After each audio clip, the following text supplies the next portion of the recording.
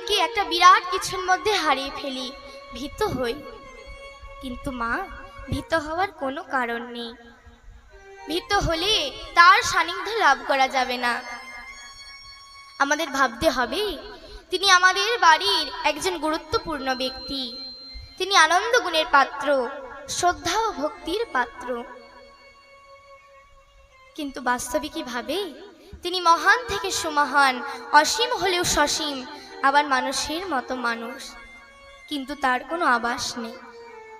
আকাশে বাতাসে গিরে কাণ্ডারে সাগর সলিলে নভনীলে চন্দ্র তারাকায় পরিব্যাপ্ত জগৎ স্রষ্টা নিজেই যেন জগৎ হয়ে থাকে।